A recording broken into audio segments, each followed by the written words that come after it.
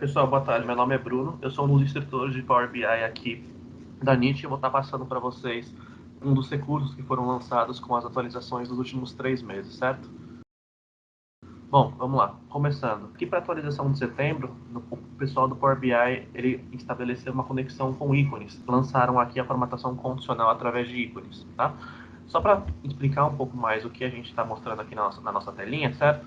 Nós temos aqui uma fonte de dados que utiliza a base do Adventure Works, uma base muito comum na internet para treinamento, tá? Nós simplesmente mudamos aqui os rótulos para português para ficar mais fácil o entendimento de vocês aí durante o webinar. Em primeiro lugar, nós temos essa tabelinha, certo? Percebam aqui esses três ícones, que são essas três setinhas. Para a gente conseguir utilizar essa formatação condicional, nós precisamos vir aqui na aba de formato. Aqui embaixo nós temos formatação condicional. E aqui eu posso selecionar a minha medida vendas para aplicar a minha formatação. Aqui dentro, nos ícones, tem que estar ativado, certo? E eu posso abrir aqui os controles avançados. Aqui dentro dos controles avançados, primeiro, eu posso decidir aonde este meu ícone estará localizado, tá? Se vai ser à esquerda dos meus rótulos, à direita do meu texto, ou então se eu quero que apareça somente o ícone, ignorando o valor.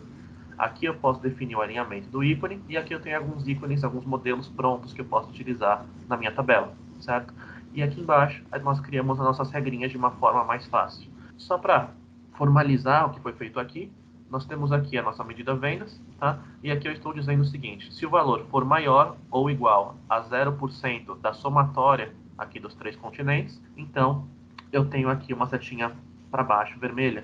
Se o valor for maior do que 10% e menor que 25% do total, então tenho essa setinha amarela na horizontal. E se for acima de 50%, o valor correspondente daquele continente, nós temos a setinha verde para cima, certo? Percebam que ela está funcionando exatamente dessa forma, tá? Eu inseri aqui uma coluna para demonstrar o percentual, para ficar mais fácil a nossa análise, e aqui abaixo dos 10%, uma setinha vermelha para baixo, uma setinha amarela na horizontal quando é acima de 10% e abaixo de 25%, e acima de 50% nós temos a setinha verde aqui.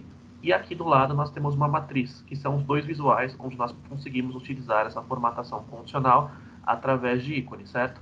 Se eu não quiser utilizar essa listinha aqui já pronta dos ícones fornecidos para nós da Microsoft, eu posso utilizar ícones da minha máquina, posso utilizar imagens da minha máquina ou da internet, certo?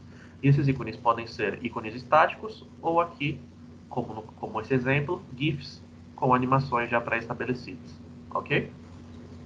Ainda na atualização de setembro, eles adicionaram na formatação condicional alguns recursos adicionais, tanto para esse visual aqui, de que é um indicador, muito semelhante a um velocímetro, certo? E também para as bordas de todos os demais visuais. Funciona exatamente igual à nossa métrica que criamos aqui na primeira telinha, certo? Então, quando as minhas vendas para aquele continente forem abaixo de 10% em relação ao total da soma dos três, a minha cor aqui fica vermelha. Tanto aqui o preenchimento do velocímetro, quanto o texto do velocímetro, quanto as bordas desses demais visuais também, tá? Quando for acima de 10% e abaixo de 25%, o indicador fica amarelo, o texto amarelo e a borda também amarela. E por último, acima de 50% de novo, o texto em verde, o preenchimento em verde e a borda em verde também. Mais adiante, nós também tivemos uma atualização no DAX, tá? Para quem não sabe, DAX é a linguagem de programação que nós utilizamos dentro do Power BI do desktop para criarmos essas nossas métricas, para criarmos esses valores. Em primeiro lugar, nós temos essa função aqui, o Remove Filter, certo? Para que ele pode ser utilizado? Podem ver aqui na nossa telinha que nós temos dois cartões, tá? Dois displays mostrando o valor total das vendas. Se eu selecionar algum filtro aqui na esquerda, algum ano ou algum continente, percebam que somente um dos valores dos cartões, um dos valores do display, irá mudar e o outro permanecerá estático, certo? Isso foi alcançado através da nossa medida, através da nossa função Remove Filters, como vocês podem ver aqui no exemplo, aqui no meu código. Eu utilizei uma funçãozinha para calcular a soma das minhas vendas e aqui eu adicionei um filtro que é a minha função Remove Filters. Ele remove os filtros diretamente no meu valor da minha tabela pedido. Isso antes também podia ser alcançado utilizando essa função, essa métrica aqui de baixo. O que muda é a performance atual, certo? Antes, nós precisávamos salvar em uma variável toda a minha tabela, ou seja, todos os meus valores, para que ele não precisasse aplicar nenhum filtro naquele valor. Hoje, nós simplesmente podemos aplicar esse remove filter e ele não salva nada na minha memória. Ele simplesmente remove todos os filtros do valor, então eu tenho o valor total sempre que eu quiser. Mais adiante, certo? Nós temos as atualizações de outubro. E aqui nós tivemos um incremento muito interessante na visualização e no recurso de PIR, que funciona como uma inteligência artificial dentro aqui do Power BI. Caso nós não tenhamos algum visual pronto, o usuário pode vir aqui nesse visual de PIR que foi adicionado e digitar aqui uma pergunta em inglês referente aos nossos dados. Ele mostra aqui algumas sugestões para o usuário, como vocês podem ver, e se ele clicar aqui ou digitar alguma pergunta já que o Power BI consiga entender, certo? Ele fornece um visual aqui, um gráfico referente ao texto que o usuário digitou, e referente à informação que ele procura. Nós também temos aqui, se eu clicar nessa rodinha aqui, na lateral direita do visual, uma interface bem intuitiva que nos ensina a utilizar esse recurso aqui de PIR. E em seguida nós temos essa aba examinar as perguntas. Como essa telinha aqui funciona? Depois que eu publicar o meu relatório, o usuário que entrar neste relatório e for usar esse recurso aqui, esse visual de PIR, caso ele digite alguma pergunta que o Power BI não consiga entender, o Power BI ele salva essa pergunta aqui para que depois o responsável por aquele relatório leia essa pergunta e consiga ensinar para o Power BI o que aquela pergunta significa, o que o usuário quer que seja mostrado a ele, caso ele utilize aquela pergunta novamente. Ele consegue definir isso e ensinar o modelo de dados dele, ensinar o Power BI, utilizando essa terceira abinha aqui, ensinar as PIR. Então, se por acaso o meu usuário digitar algo como sales by country, sendo que todas as minhas labels, todos os meus rótulos, todos os meus dados eles estão em português, mesmo assim eu consigo criar um sinônimo para que o Power BI entenda o que o meu usuário quer dizer com essa informação, certo?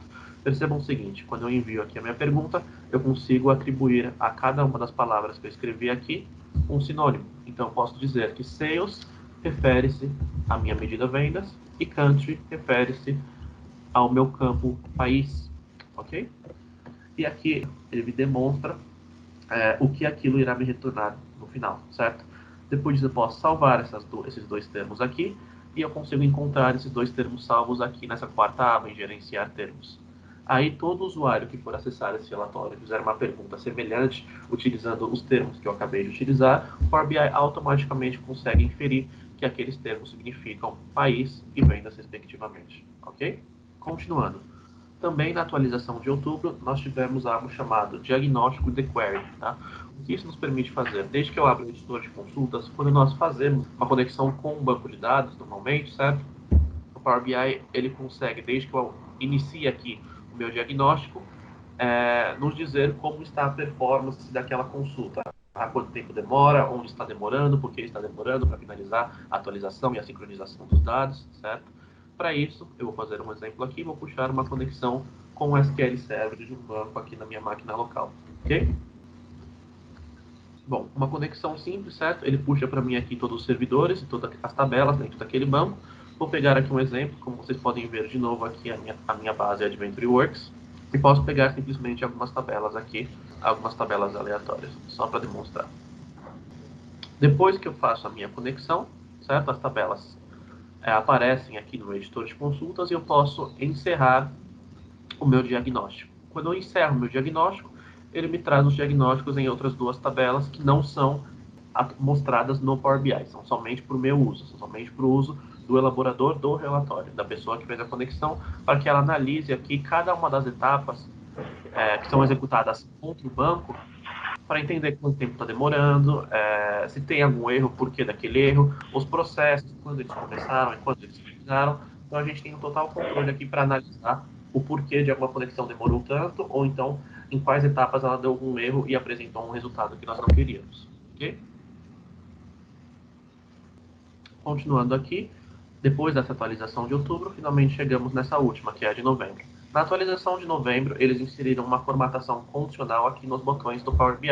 Ou seja, percebam o seguinte, novamente nós temos aqui as nossas vendas, nós temos uma meta. Quando o valor das minhas vendas é acima da minha meta, esse botão aqui, ele fica com a borda verde, o preenchimento em verde, o texto bom, e essa descrição aqui, quando eu passo o mouse em cima do botão, as vendas estão acima da meta.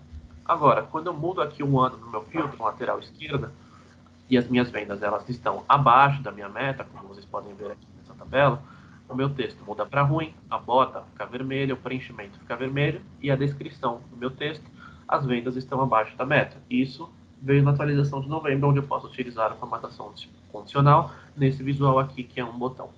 Outro recurso também da atualização de novembro, para a maioria das empresas, a segurança ela é um ponto muito importante. E o Power BI tem a principal preocupação no seguinte: hoje você não tem como aumentar a sua eficiência sem comprometer a sua segurança, e vice-versa. Pensando nisso, o Power BI lançou esse recurso aqui de rótulos de confidencialidade no Power BI. Como ele funciona? Primeiro, eu preciso de uma licença do Azure de proteção de dados premium, tá? Senão eu não consigo utilizar esse recurso, e eu consigo atribuir rótulos de confidencialidade para os meus relatórios e para os meus conjuntos de dados publicados no Power BI. Quando algum usuário da minha organização abrir esse relatório e exportar o conteúdo para PDF, instalar na máquina dele mesmo um arquivo de Power BI, exportar para Excel ou até mesmo PowerPoint, o Power BI consegue aplicar um filtro de segurança e se ele mandar esse arquivo, esse PowerPoint, esse Excel, até mesmo esse Power BI para algum usuário que não tem acesso a esse relatório, que não tenha sido liberado para acessar esse conjunto de dados ou de alguma organização, se ele tentar vazar esse conteúdo, o Power BI automaticamente ele proíbe o usuário de acessar aquele arquivo. Isso tudo depende do nível de confidencialidade que eu atribuir àquele conjunto ou aquele relatório. Bom, com isso, gente, nós fechamos aqui as atualizações dos meses de setembro, outubro e novembro. Muito obrigado aí pela atenção de todos. Bom, espero que vocês tenham gostado. Os nossos contatos estão aí. Qualquer dúvida, qualquer interesse que vocês tiverem em algum tipo de serviço da Nitro, podem entrar em contato. Obrigado pela participação de todos e até a próxima.